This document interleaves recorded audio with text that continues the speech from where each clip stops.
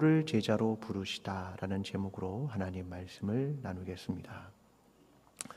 제가 2주 전에 부고를 접했습니다. 저의 스승이었던 이승만 목사님의 아내 되시는 이혜선 사모님의 부고였습니다. 미국에 계시니까 제가 찾아가 볼 수 없었습니다. 이승만 목사님도 제가 교회에 부임하자마자 얼마 되지 않아 돌아가셔서 제가 장례에 참여할 수 없었고 또 이번에도 역시 참여할 수 없는 상황입니다. 그래서 저의 스승님 부부가 세상을 모두 떠나셨다는 이야기가 제 마음을 슬프게 합니다. 그러면서도 저는 참 복된 사람이구나, 내 인생에 스승이 있구나, 그런 분을 내가 만났고 내가 닮아갈 수 있는 부분, 그런 것들을 스승님을 통해 배웠다는 것이 얼마나 감사한지 모릅니다. 오늘 우리 사회의 비극이라고 한다면 스승과 제자가 사라진 시대가 아닐까라고 생각해 봅니다. 스승은 제자가 없다고 하고 제자는 스승이 없다고 말하는 시대가 되었습니다.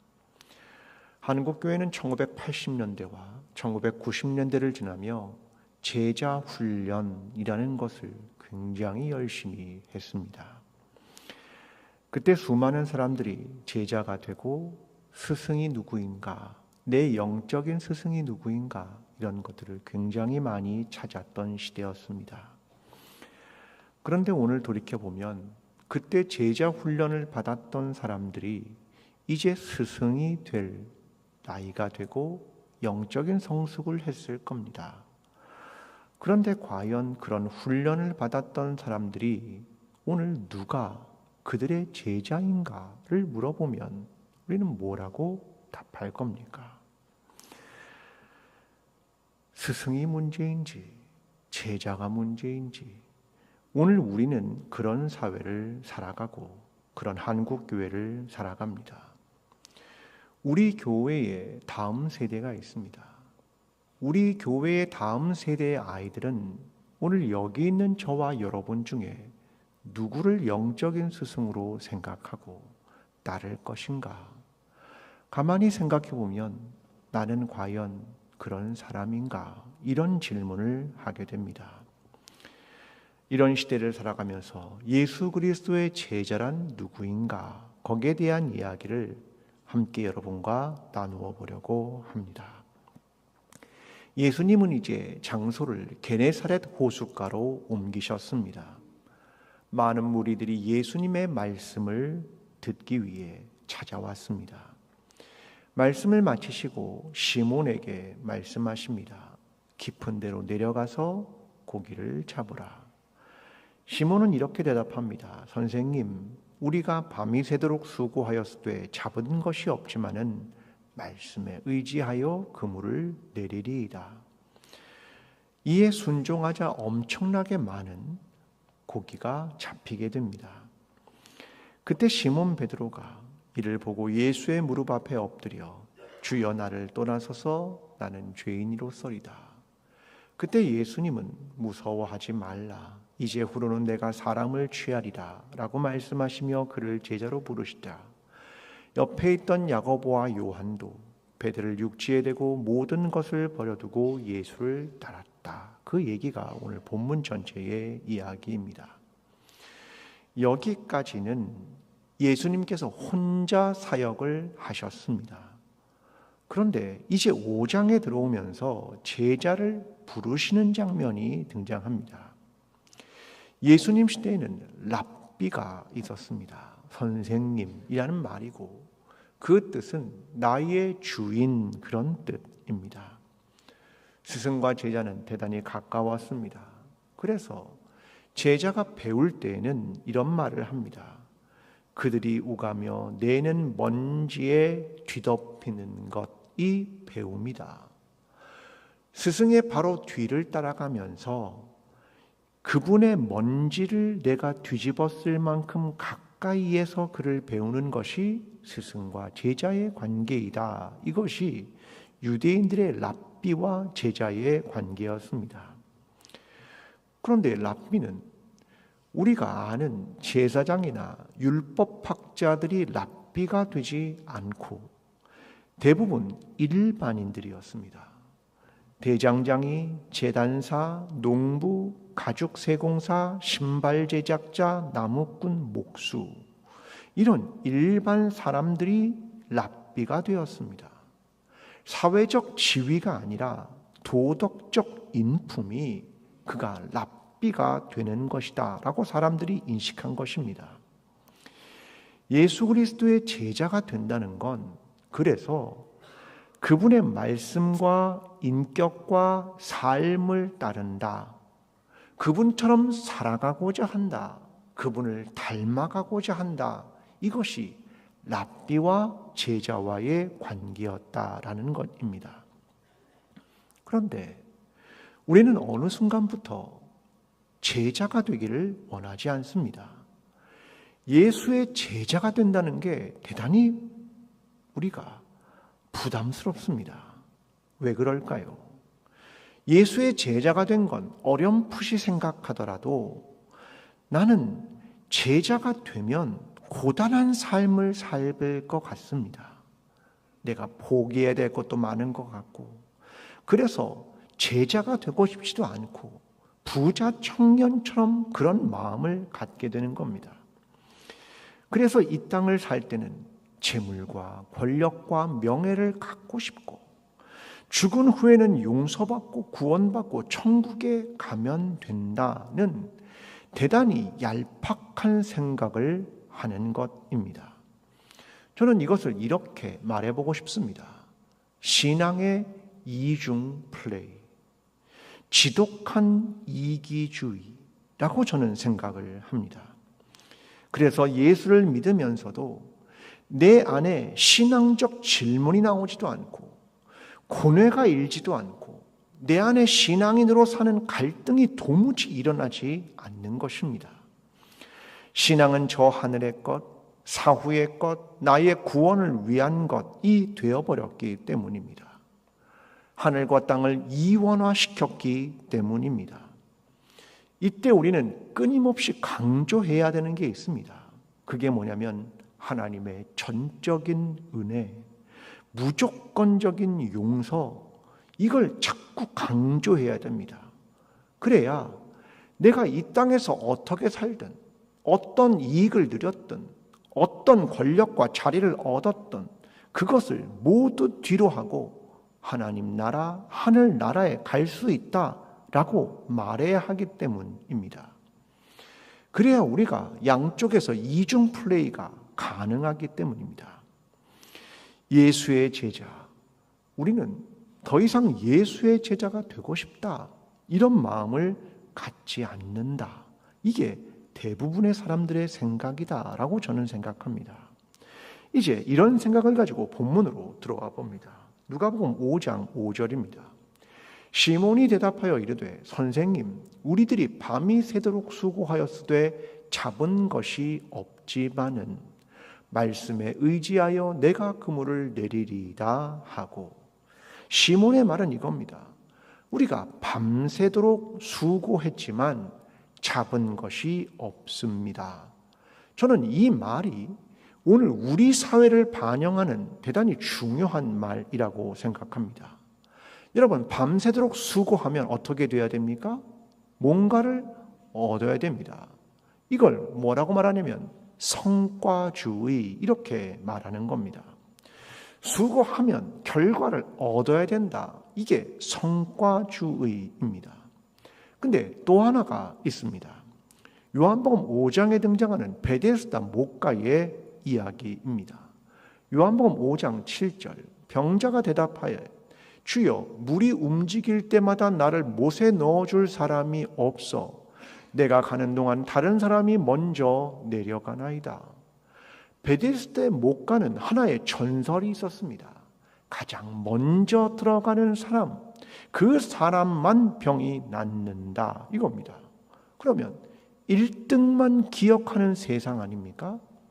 베데스다 못가는 경쟁사회입니다. 그런데 그 두 가지가 우리 사회에 그대로 보여줍니다. 성과 사회와 경쟁 사회입니다. 근데 그것은 모두 전설이고 허상이다, 그런 말입니다. 38년 된 병자는 그 베데스다 목가에서 38년째 기다리고 있었습니다. 그게 이루어질 거야. 그 전설을 믿으면서 오늘 우리도 비슷하지 않습니까? 성과 사회와 경쟁 사회, 거기서 뭔가를 얻을 수 있을 거야 라고 믿은 지 오래되었습니다. 우리는 그래서 뭘 경험하냐면 피로 사회를 경험하는 겁니다. 끊임없이 자기를 착취하고 끊임없이 자기를 압박합니다. 그래야 내가 성과를 얻을 수 있고 경쟁에서 이길 수 있다고 생각하는 겁니다. 내가 노력해야, 내가 수고해야, 내가 스스로를 착취해야 나는 어떤 성과와 어떤 1등이 될 수 있는 것에 도달할 수 있다라고 생각하기 때문입니다. 그런데 성경은 정반대의 길에 관해서 인간이 어떤 것이냐에 대한 것을 두 가지의 명제로 설명합니다. 첫 번째는 인간은 피조물이다, 이렇게 시작합니다. 또 하나는 인간은 죄인이다, 이렇게 시작합니다. 인간은 홀로 무엇을 할 수 있는 존재가 아니라 피조물이어서 창조주가 있다, 이 말이죠. 인간은 죄인인데 스스로를 구원할 수 없으니 구원자가 필요하다, 이 말입니다. 결국 이 말을 정리하면 이것입니다. 우리는 할 수 없다.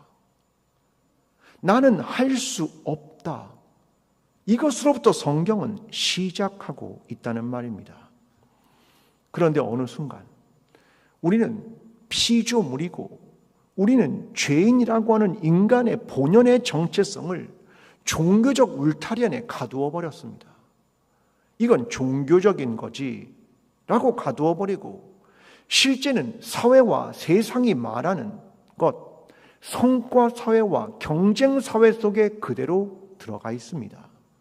그때는 이렇게 말하는 구호를 외치는 겁니다. 나는 할 수 있어. Yes, I can. 난 할 수 있어. 내 능력과 내 실력으로 뭔가를 할 수 있어. 그걸 그대로 가지고 오는 겁니다. 여러분, 이게 극단적으로 가면 어디까지 가는 줄 압니까? 이걸 나르시시즘이라고 말합니다. 자기 애적 성향입니다. 이런 걸 가진 사람을 나르시스트라고 말합니다. 이런 사람들의 특징은 과도한 자기 중심성, 우월감, 타인에 대한 공감 결여로 나타나게 됩니다. 이런 사람들을 보면 대단히 능력 있는 사람처럼 보이고요. 어떤 결정을 내릴 때 과감한 결단을 내리는 것처럼 보입니다. 사실은 타인에 대한 공감 능력이 없기 때문이죠. 이런 사람들은 성공에 대한 환상을 가지고 자신만이 능력이 있다고 믿습니다. 인정에 대한 강한 욕구가 있고 타인에 대한 시기심을 갖고 타인을 이용하고 평가절하시킵니다. 타자는 도구이며 타자는 내 안에서 추방됩니다. 그런데 오늘날 사회에 이런 나르시스트들이 얼마나 많은지 모릅니다. 그들은 성경이 말하고 있는 인간과 완전히 다른 것을 형성하고 있는 겁니다. 그들이 제일 싫어하는 건 이 말이죠. No, 아닙니다. 이 말을 제일 싫어합니다. 왜냐하면 내가 옳다고 우월하다고 믿기 때문입니다. 여러분, 이런 면에서 오늘 시몬이 보여준 고백은 대단히 중요합니다. 누가복음 5장 5절, 시몬이 대답하여 이르되 선생님, 우리들이 밤이 새도록 수고하였으되 잡은 것이 없지만은 말씀에 의지하여 내가 그물을 내리리이다 하고, 나는 잡은 것이 없지만은, 이 말은 나는 할 수 없습니다 라는 말입니다. 여러분, 나는 할 수 없습니다라는 말이 왜 중요하냐면 나는 할 수 없다는 고백이 되어야 타자가 필요한 겁니다. 나는 할 수 없다고 고백해야 다른 누군가가 필요한 것이 되기 때문에 그렇습니다. 다른 누군가의 도움이 필요하고 그 사람의 어깨가 필요하기 때문입니다. 이 고백이 있어야 하나님이 나에게 필요하고 나를 구원하시는 예수 그리스도가 필요하고 나와 함께 신앙을 여정을 걸어갈 신앙의 친구가 필요하고 함께 복음을 위해 길을 걸어갈 신앙의 동역자가 필요하고 이걸 인정하게 되기 때문에 그렇습니다. 오늘 저와 여러분의 신앙이 나는 할 수 있다라고 하는 신앙, 성과 사회와 자기애적 신앙이 아니라 나는 할 수 없다는 신앙, 그래서 하나님이 너무나 간절하게 필요한 신앙, 신앙의 여정을 함께 걸어가는 동무들이 필요한 신앙으로 하나님 앞에 나아가는 저와 여러분이 되기를 간절히 기도합니다. 오늘 본문에서 예수님도 너라는 존재가 필요한 그러한 관계의 이야기가 출발됩니다. 바로 예수 그리스도와 제자들의 관계입니다. 여러분, 하나님은 사랑이시죠. 그래서 너라는 존재가 필요합니다. 사랑은 혼자 하면 나르시스트입니다. 사랑은 너라는 존재가 필요하다는 겁니다. 자, 이런 생각을 가지고 5장 1절은 이렇게 시작합니다. 무리가 몰려와서 하나님의 말씀을 들을세. 자, 무리가 몰려와서 하나님의 말씀을 들었다. 자, 먼저 찾아온 건 무리입니다. 무리라는 집합명사입니다. 성경은 무리를 긍정적으로 사용하지 않습니다. 무리란 동물이나 사람의 때입니다. 모였다. 거기엔 어떤 의미와 가치와 인격이 존재하지 않습니다. 그냥 무의미입니다. 무리는 숫자가 많다고 하여 관계가 형성된다고 말하기 어렵다는 말입니다. 관계란 인격과 태도와 삶이 맞닿아야 관계가 이루어지는 것입니다. 예수님은 무리를 가르치긴 했지만 제자들처럼 인격적 관계는 맺지 않았습니다. 무리는 익명성을 가지고, 무리는 거리두기를 하고, 무리는 귀로 말씀은 듣지만 삶은 변화되지 않고 여전히 자기 이익과 명예를 지키기 때문입니다. 예수님께 그렇게 많은 무리가 몰려왔지만 마지막까지 따르지 않은 건 무리였습니다. 중요한 건 어떤 관계 안에 서 있느냐, 내가 사랑할 수 있느냐, 이 관계 안에 서 있느냐, 이것이 중요합니다. 무리라고 하는 집합 명사로부터 오늘 본문은 한 사람, 의미 있는 관계를 시작합니다. 그가 누구냐면 시몬입니다. 오늘 본문 3절과 4절입니다. 예수께서 한 배에 오르시니 그 배는 시몬의 배라. 육지에서 조금 떼기를 청하시고 앉으사 배에서 무리를 가르치시더니 말씀을 마치시고 시몬에게 이르시되 깊은 데로 가서 그물을 내려 고기를 잡으라. 여기에 보면 한 사람 시몬이 등장합니다. 처음으로 무리가 아니라 이름이 등장합니다. 이건 관계의 시작입니다. 배에 오르시고 조금 떼기를 청하시고 가르치기 시작하셨습니다. 시몬이라는 사람과 인격적 만남, 주님과 제자와의 관계의 시작이 오늘 본문에 보입니다.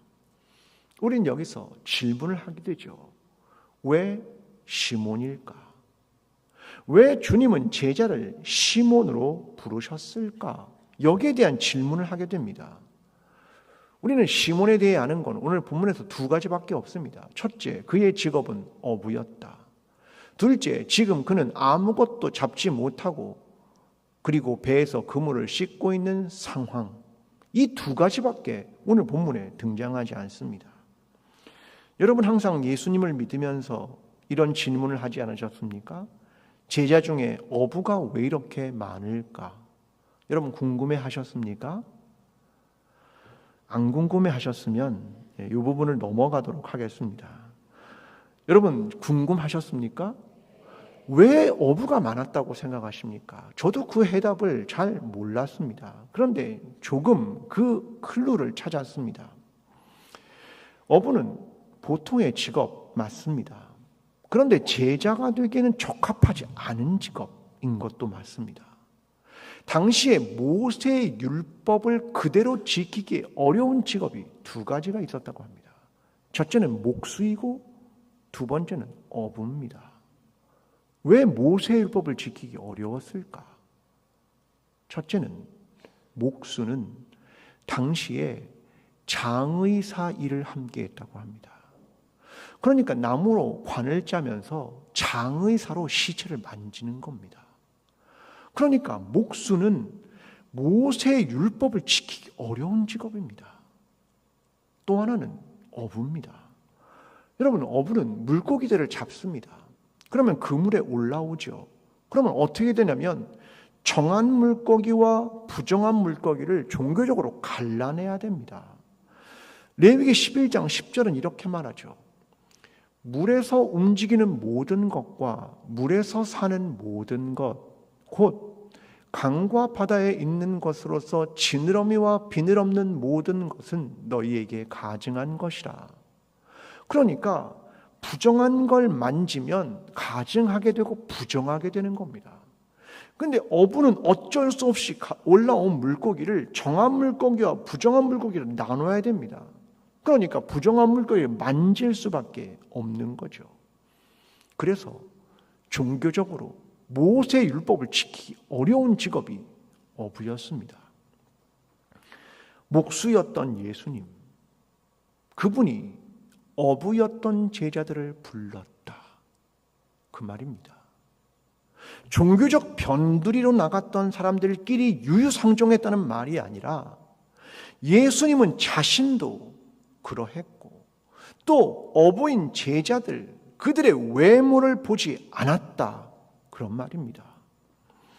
예수님은 제자들의 직업, 사회적 지위, 종교적 편견, 이것이 아니라 그들의 내면과 중심을 보셨습니다. 예수님은 이렇게 말씀하셨습니다. 요한복음 7장 24절.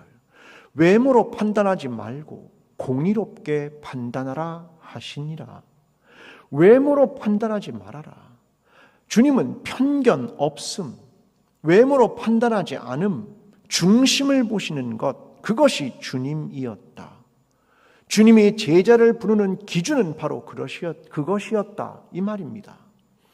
예수님은 저와 여러분의 외모, 학력, 사회적 지위, 지식, 경험, 그 어떤 것도 보지 않으십니다.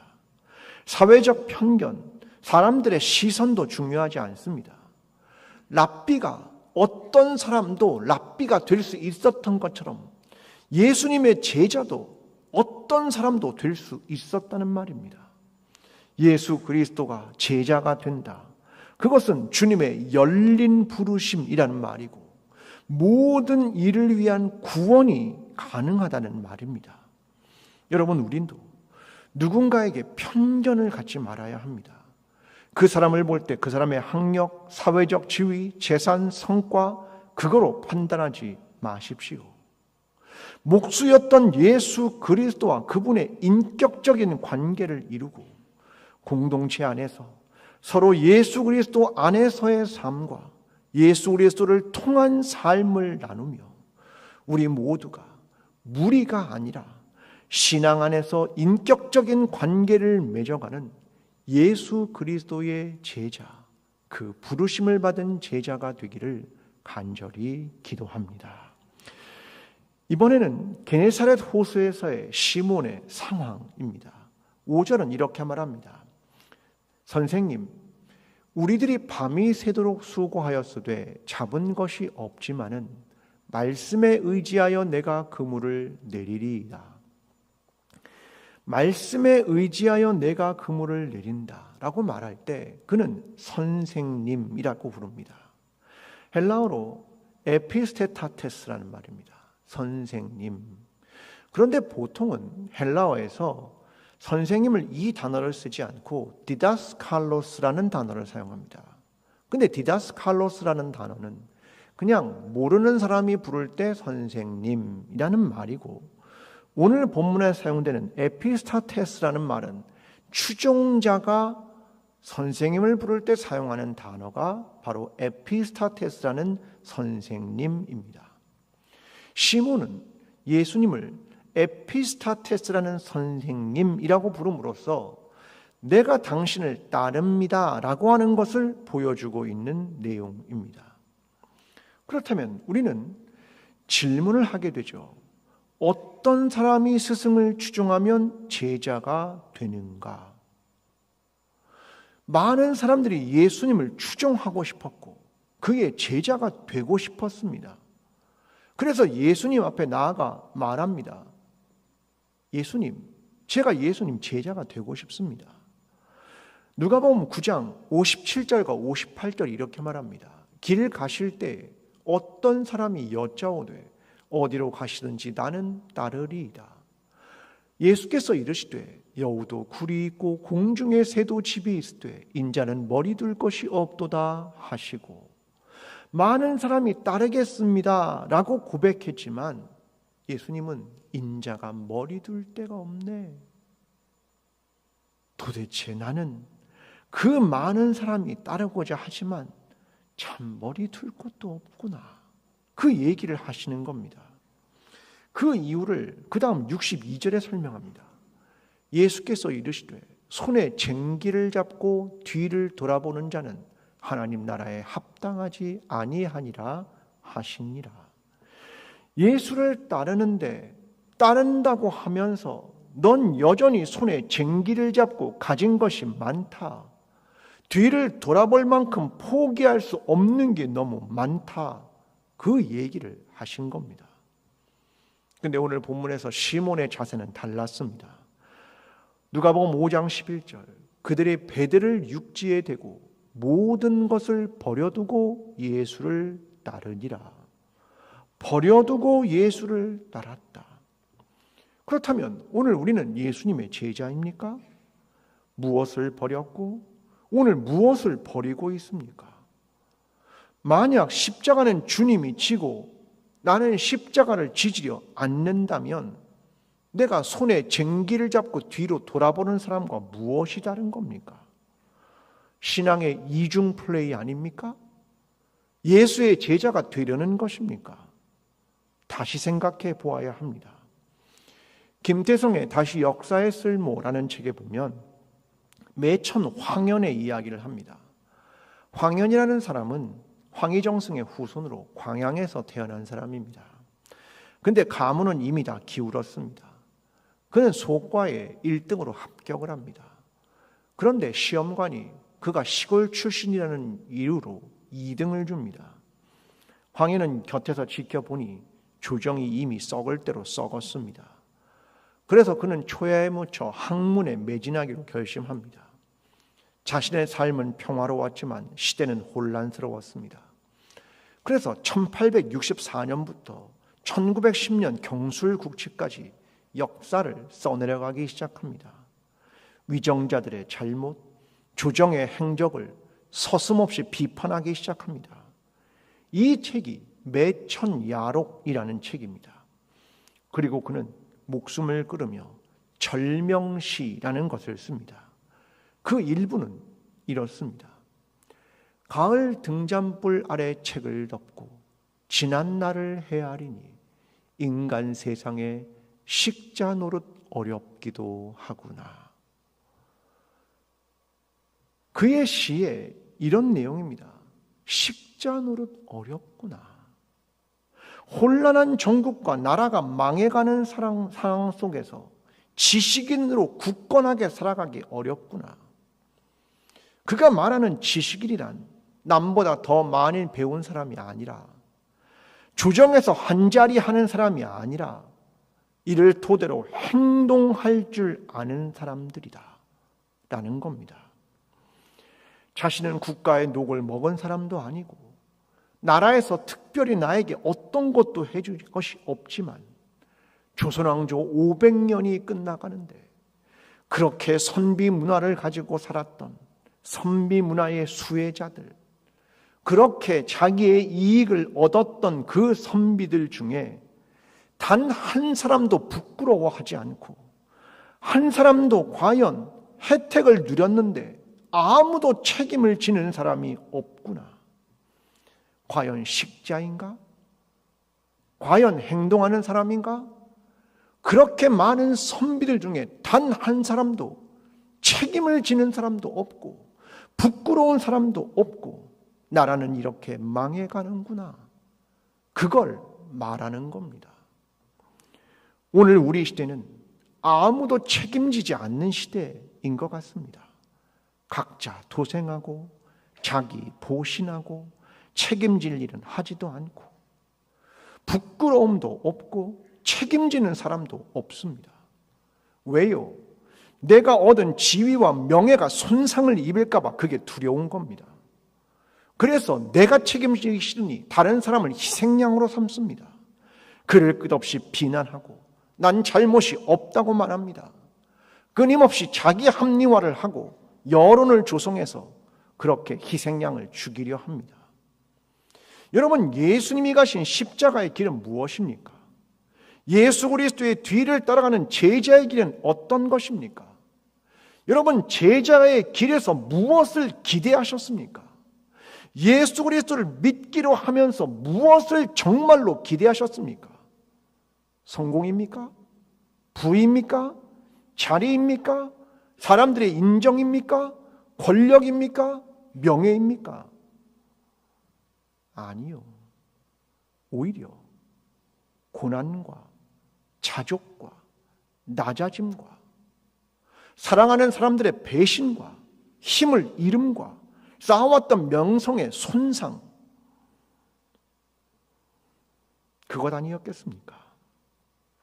자기 잘못 때문에 얻는 것 말고 이유 없이 당하는 이런 것들 말입니까? 여러분, 우리는 성경을 좀 다시 읽어야 됩니다. 내가 따라가는 예수 그리스도의 길은 그것입니다. 우리의 머릿속에 왜 세상의 성과와 경쟁에서 무엇을 얻는 걸 그리스도인이 마음에 품고 있는 것입니까? 우리는 하나도 잃을 생각이 없습니다. 하나도 내려놓을 생각도 없습니다. 하나도 포기하고 싶은 생각도 없습니다.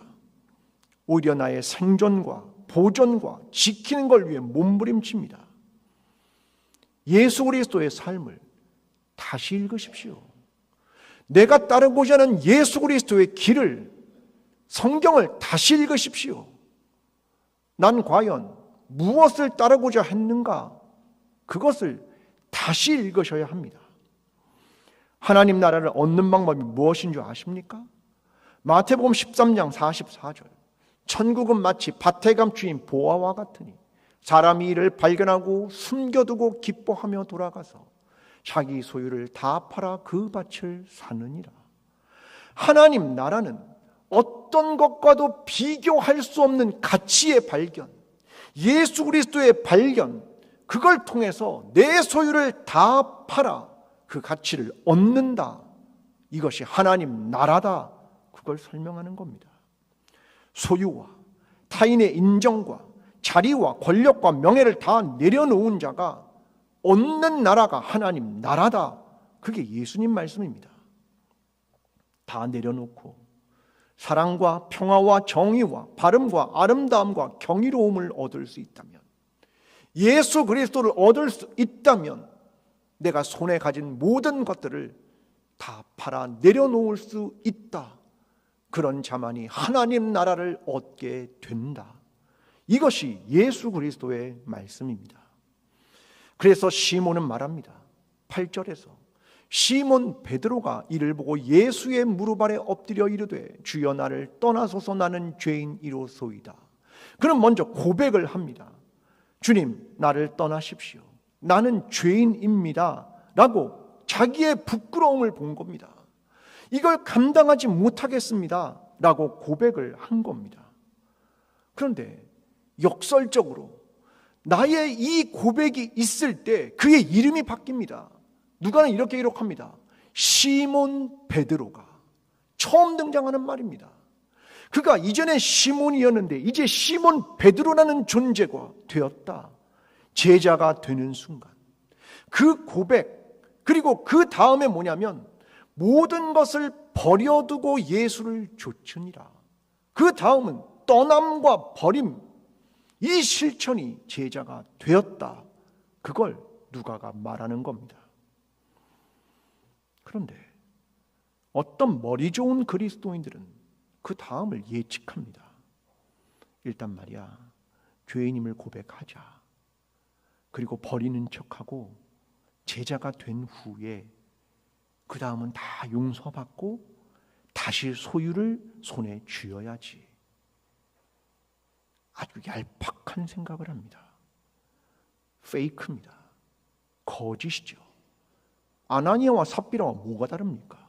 소유를 빼돌리고 명성을 얻자. 그거죠. 착각하지 마십시오. 제자로 부르시는 건 주님의 몫입니다. 주님의 자유입니다. 내가 내려놨지만 제자로 부르심을 받을 수 있고 받지 못할 수도 있습니다. 미리 김칫국 맞지 마십시오. 우리는 예수님이 그들을 알고 계신다는 것을 인지하고 있어야 합니다. 모양만 따르겠다? 그리고 이전의 삶과 부유해지는 삶과 명예를 지키고 싶다? 그는 안 될 겁니다. 오직 끊어내는 자만이 부름을 받게 될 것입니다. 미래를 예측하고 더 많은 것을 얻으려 하고 오늘 버리는 자가 아니라 예수 그리스도 앞에서 죄인임과 나를 떠나달라고 하는 그 부끄러움과 책임 속에 결국 고백과 나를 가지고 있던 소유들을 내어놓는 자, 그 책임을 끝까지 지는 자, 그가 제자가 된다는 말입니다. 오늘 저와 여러분이 과거의 잘못에 책임을 지고 죄인임을 고백하며 미래에 얻을 것을 기대하는 것조차도 내려놓고 현재의 잘못과의 단절, 내려놓음, 포기를 실천함으로 예수 그리스도의 앞으로 겸손하게 나아가는 저와 여러분이 되기를 간절히 기도합니다. 신앙은 역설적입니다. 십자가가 있어야 부활이 있는 겁니다. 먼저 자기 자신이 누구인지 깊이 들여다보고 그것을 통해서 내가 처음 보는 낯선 예수를 따랐습니다. 제자가 된다는 것은 전혀 다른 삶으로의 진입이고 이전과는 다른 존재로의 도약입니다. 반드시 예수 그리스도에 대한 믿음과 나를 내려놓는 용기가 필요합니다. 미래는 예측되거나 계산되지 않습니다.